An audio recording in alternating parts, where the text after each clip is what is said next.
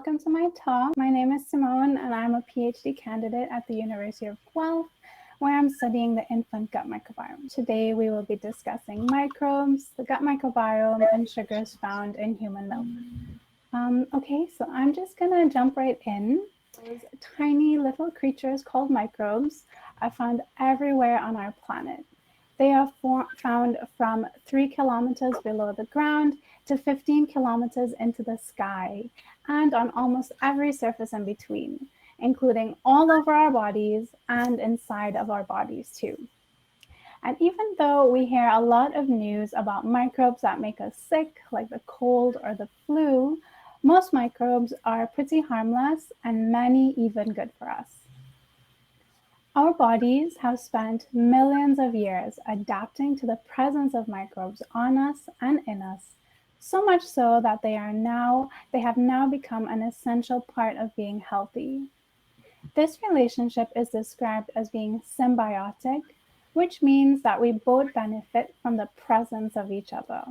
The microbes benefit by having a nice warm place to live that's full of lots of food, and we humans benefit from the chemicals that these microbes give us when they help break down that food. There are many different types of microbes that live inside of us, such as bacteria, viruses, archaea, and even fungi. But by far the majority are the bacteria, and those are living creatures made up of one single cell. The microbes that live in our gut specifically are called the gut microbiome, and the word microbiome is referring to the community that is formed when many different types of microbes come together. Think of the gut microbiome as a city where many different people live, and they all have special jobs that they are responsible for. In a city, there are teachers, police officers, firefighters, plumbers, bankers, postmen, librarians, and so on. And when all of those people do their jobs, the city keeps on running. Similarly, the microbes in our gut come together with different jobs to do that all contribute to the overall functioning of their community, the gut microbiome. Every single person has their own unique set of microbes. No two people are the same. Even twins are different. Do we have any twins here today? Or any siblings watching together? Feel free to say hi in the chat. Well, I see one sibling. Okay, well, thank you. Your gut microbiome begins developing. Welcome. Thanks for joining. Your gut microbiome begins developing when you're a baby. During the first few years of life, your gut microbiome changes a lot because different types of bacteria are testing you out, trying to figure out if they want to live on you and in you. And that's why it's super important to give a baby everything they need so the good bacteria decide that they want to stick around with you. This can be really important to how healthy a person is during the rest of their life. When a baby is born, new parents have a lot of decisions to make. Should they breastfeed for one? How long should they breastfeed for? Should they use infant formula? These decisions all have an impact on their baby's developing gut microbiome. And this is what I'm researching for my PhD.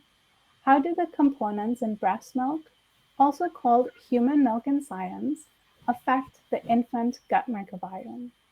And I'm especially interested in special sugars called human milk oligosaccharides. And I know that that is a mouthful, so I'm just going to call them human milk sugars because that's what they are. That's what oligosaccharides are. They're sugars, similar to the sugar that you put into your tea and coffee, but the chemical molecules are shaped a little differently. They're made up of different combinations of molecules called glucose, galactose, fucose, and so on, all shaped around a lactose core. And these human milk sugars will blow your mind because there are over 200 different types of them. And guess what? These sugars cannot even be digested by the human body. So why are they even in human milk? Well, scientists think that they were put there specifically for the baby's gut microbiome, to feed the good bacteria, to stimulate the baby's immune system, to help the baby grow, and to prevent infections by disease-causing microbes. The thing is, though, over the past few years, it has been pretty difficult to get a hold of these sugars to do science experiments. And as a result, there have not been a lot of research into the impact of these sugars on the different types of babies' bacteria. But in my lab, we have been really lucky to get some. And I have been testing bacteria I got from the gut microbiome of babies to see which types of human milk sugars the bacteria like to eat. So I have a question for you folks. How do you think we got the bacteria from the gut microbiome of babies? Anyone have any guesses? Feel free to type them into the chat. Think about it. How do we get the bacteria from inside of the babies? Any ideas?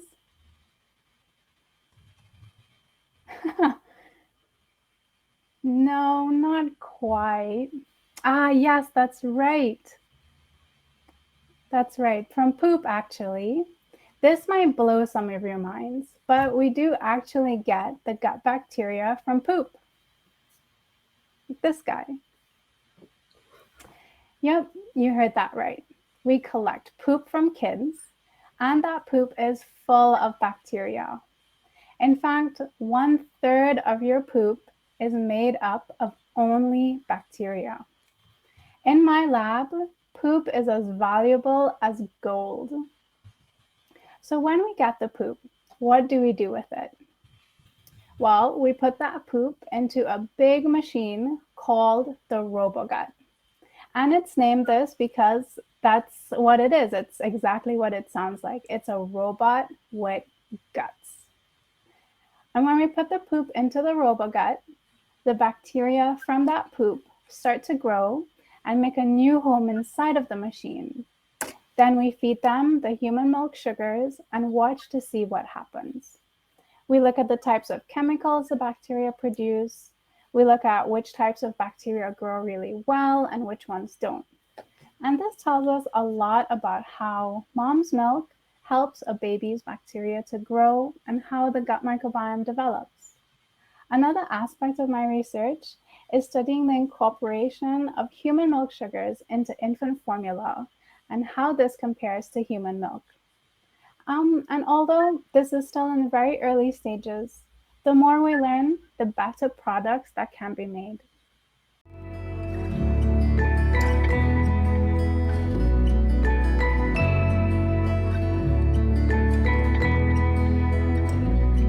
Okay, well, so for those who don't know, for starters, probiotics, they are foods that contain live microbes that are supposed to benefit your digestive health when you consume them. So that could be foods like sauerkraut or kefir, or even dried up but still alive bacteria in pill form. And those are more considered to be like supplements. And the question about if they really work, well, I guess that depends on the source of the probiotic. Because they're considered supplements rather than medication. So they're not really well regulated when it comes to buying probiotics at the pharmacy or in a store. And as a result, companies are left up to themselves to ensure that their product, ensure the quality and purity of their product. So really, it depends on the source of the probiotics. Some of them can be really helpful depending on what you're looking for, and others less so.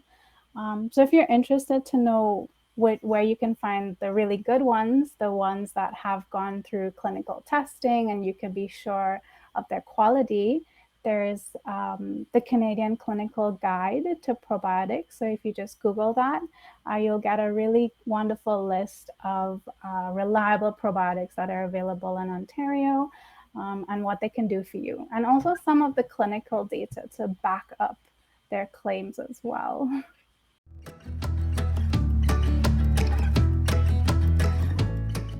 So that's me and the RoboGut. I'm there just so you can get an idea of how big it is.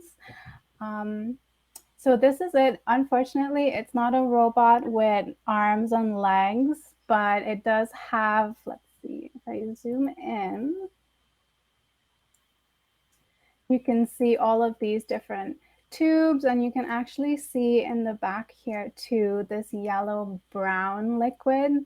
That's the poopy liquid that's got all of the bacteria growing.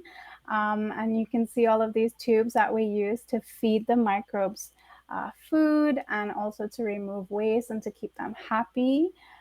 This machine also keeps them really warm and comfy, so they're doing really well. And for those of you who are curious, it does smell quite bad. I was just going to ask that. Yeah, but the thing is, the worse it smells, the better the bacteria are doing and the better your experiment is going. So we actually learn to associate that bad smell with success.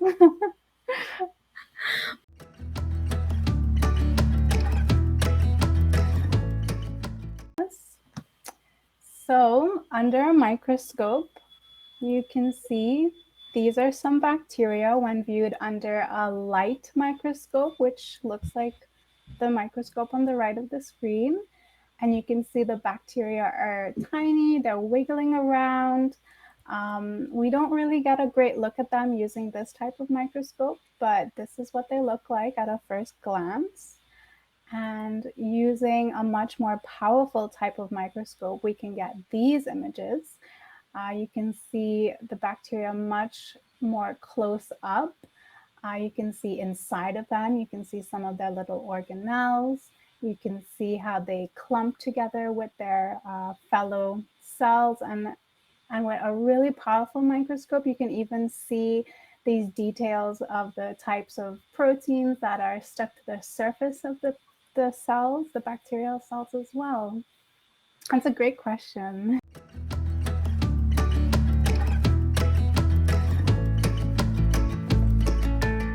So there are over 100 trillion or so microbes in your gut. And I know that's a massive number. That number is 100 times a million times a million. If you go to the beach, I think if you go to a beach on a day, for every single grain of sand, there's probably a microbe in your gut.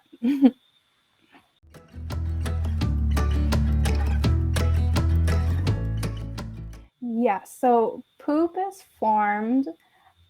So after you can consume food, it's slowly broken down as it moves from your mouth to the other end. And by the time it gets to the other end, it's now poop. But at different stages along your digestive system, it's slowly forming. And it does smell bad as it goes along the digestive tract as well. So the entire process results in poop. But I wouldn't say you have poop in your stomach. It's not poop yet. It's poop when it gets out the other end.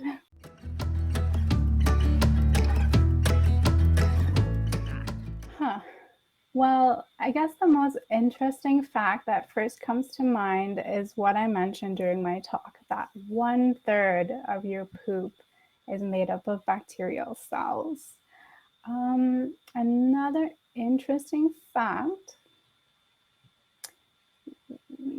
maybe less related to the gut microbiome, but the color of your poop starts off as white, actually. I don't know if you knew that. It starts off as white. Yeah, and then the brown color comes from the breaking down of hemoglobin and red blood cells, I think, by the liver. But yeah, so I think this is way off on a tangent, but I think that if you ever were to have white poop, I think that would be an indication of liver disease. But this is way off down another road.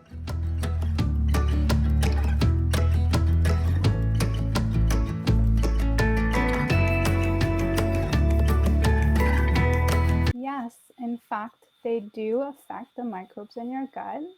And depending on what type of antibiotic you take as well, if you have to take a broad spectrum one, you will deplete the microbes in your gut significantly.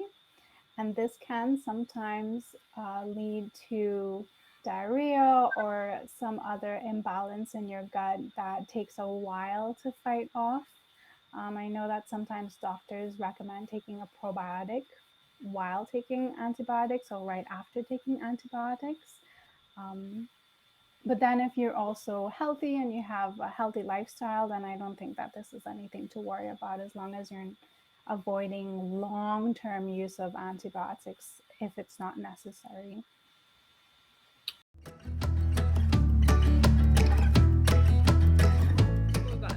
No, we have not been in a shortage, but there are a lot of ethical considerations when taking poop from patients, especially infants. And then I think that the process lengthens there rather than collecting poop and getting it into the robogut.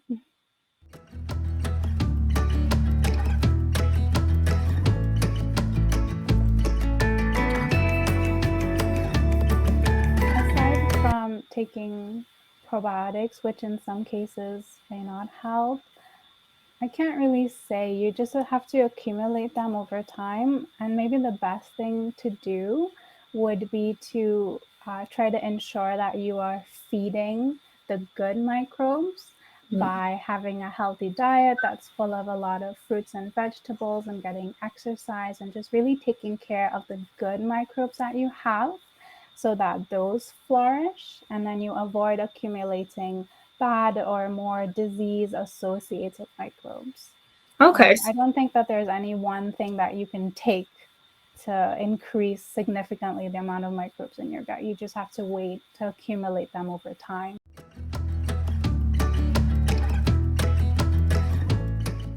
So a good diet of lots of fruits and vegetables, a lot of fibers, exercise, and a good night's sleep.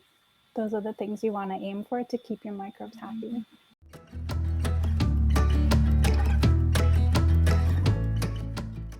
I don't think it tells you about your microbes so much as your diet. Okay. But I could be wrong there. And maybe I won't say too much about that because I'm not too sure.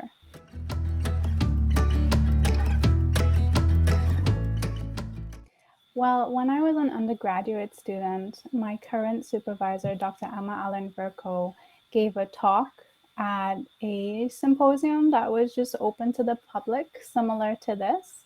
And I just really was in awe at the importance of the microbiome and how little attention it was getting. I think it's as important as an organ, another organ that needs to be cared for and that needs to be taken care of. Otherwise, you can have some serious health issues if you don't. And I was just really inspired by her talk, and the RoboGut I found was really fascinating as well. And then I just reached out to her closer to the end of my undergraduate studies. And I see Lee just mentioned that my supervisor, Emma, was a past speaker as well. So there you go.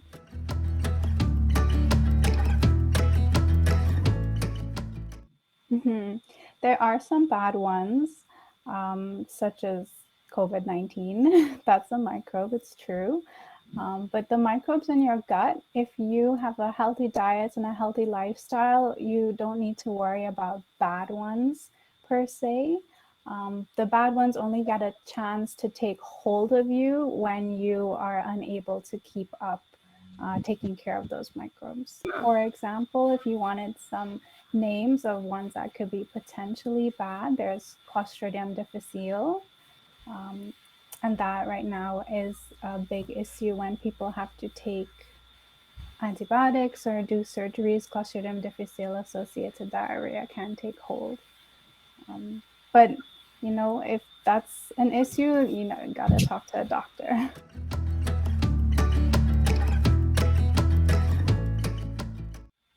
So understandably, for infants who don't have access to breast milk or human milk, the milk at a milk bank would go to them because it's so important to their development, leaving less milk available to science experiments. And it's also quite expensive, the process of extracting the human milk sugars from the breast milk. It's expensive, and it also required quite a bit of technological advancement. So things are now taking off because of where we're at with technology and the abilities to obtain more sugars from the little bits of breast milk that are available to us for science. So this is really taking off now, but historically it was much more challenging. I would just like to say that if you ever feel lonely, don't forget that you have your microbes with you, all 100 trillion of them. So you're not actually alone, and it's your responsibility to take care of those microbes. So eat lots of fruits and vegetables.